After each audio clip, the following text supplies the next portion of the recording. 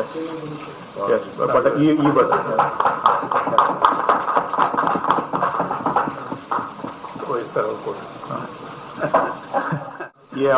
ಈ ಅಮೌಂಟ್ ಎಲ್ಲ ಆಲ್ರೆಡಿ ಜಿಲ್ಲಾಧಿಕಾರಿಗಳ ಅಕೌಂಟ್ ಅಲ್ಲಿ ಇದೆ. ಈಗ ಸಿಎಂ ಇನ್ಸ್ಟ್ರಕ್ಷನ್ ಮೇಲೆ ಅವರು they are the disbursement officers. So ಇದೆಲ್ಲವೂ ಕೂಡ Aadhaar enabled payment system AEPS ಮುಖಾಂತರವಾಗಿ ಅದು ನೇರವಾಗಿ ರೈತರ ಅಕೌಂಟಿಗೆ ಹೋಗ್ತಕ್ಕಂತ ಹಣ. ಇದು ಆಧಾರ್ ಅಥೆಂಟಿಕೇಟೆಡ್ ಸಿಸ್ಟಮ್ ಅಲ್ಲಿ ಪೇಮೆಂಟ್ ಆಗುತ್ತೆ. ಸೊ ಇಷ್ಟು ವಿಷಯ ತಮ್ಮ ಗಮನಕ್ಕೆ ತರುತ್ತಾ ಮಾನ್ಯ ಮುಖ್ಯಮಂತ್ರಿಗಳು ಹೇಳಿದಾಗೆ ಕೇಂದ್ರ ಸರ್ಕಾರಕ್ಕೆ ನಾವು ರಾಜ್ಯಕ್ಕೆ ಬರಬೇಕಾದಂತ ಪರಿಹಾರ ಕೊಡ್ಲಿಕ್ಕೆ ಈಗಾಗಲೇ ಮನವಿಯನ್ನ ಸಲ್ಲಿಸಿದ್ದೇವೆ.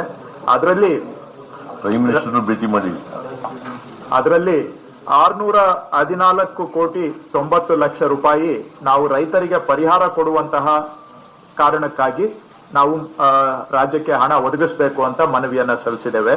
ಅದಲ್ಲದೆ ಇನ್ನೊಂದು ಮನವಿಯನ್ನ ಸಲ್ಲಿಸಿ ರಾಜ್ಯದಲ್ಲಿ ಸುಮಾರು 3,455 ಕೋಟಿಯಷ್ಟು ಆಸ್ತಿ ಪಾಸ್ತಿ ಹಾನಿ ಆಗಿದೆ. ಆದ್ರೆ ಅಷ್ಟು ಹಣ ಅವರು ನಾವು ಕೇಳಲಿಕ್ಕೆ ಆಗೋದಿಲ್ಲ, ಯಾಕಂದ್ರೆ ನಾರ್ಮ್ಸ್ ಪ್ರಕಾರ ನಾವು ಕೇಳಬೇಕಾಗತ್ತೆ.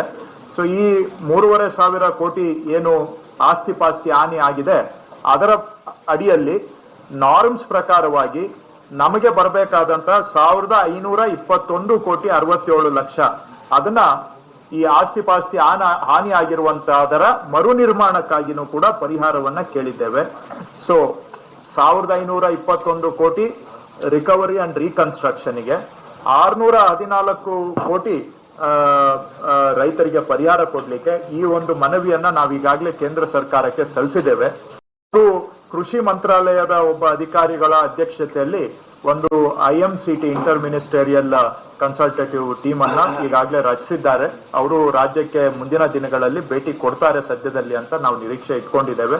ಮಾನ್ಯ ಮುಖ್ಯಮಂತ್ರಿಗಳು ಹೇಳಿದಾಗೆ ಅವರು ನಮ್ಮ ಮನವಿಯನ್ನ ಪರಿಗಣಿಸಿ ರಾಜ್ಯಕ್ಕೆ ನ್ಯಾಯಸಮ್ಮತವಾಗಿ ಕಾನೂನು ಪ್ರಕಾರವಾಗಿ ಬರಬೇಕಾದಂತಹ ಪರಿಹಾರವನ್ನ ಆದಷ್ಟು ಶೀಘ್ರವಾಗಿ ಕೇಂದ್ರ ಸರ್ಕಾರ ಒದಗಿಸಿಕೊಟ್ಟು ಈ ಮಳೆ ಹಾನಿಯಿಂದ ನಾವು ಸಂಪೂರ್ಣವಾಗಿ ರಿಕವರಿ ಆಗ್ಲಿಕ್ಕೆ ಅವರ ಕರ್ತವ್ಯವನ್ನ ಅವರು ನಿಭಾಯಿಸ್ತಾರೆ ಅಂತ ನಾವು ನಂಬಿದ್ದೇವೆ. ಹಿಂದೆ ಹೋದ್ ಬಾರಿ ಬರ ಬಂದಾಗ ನಾವು ಮನವಿಯನ್ನ ಕೊಟ್ಟು ಮಾನ್ಯ ಪ್ರಧಾನಮಂತ್ರಿಗಳನ್ನೇ ಮುಖ್ಯಮಂತ್ರಿಗಳು ಭೇಟಿ ಮಾಡಿ ಮಾನ್ಯ ಗೃಹ ಸಚಿವರನ್ನ ಭೇಟಿ ಮಾಡಿದ್ರು.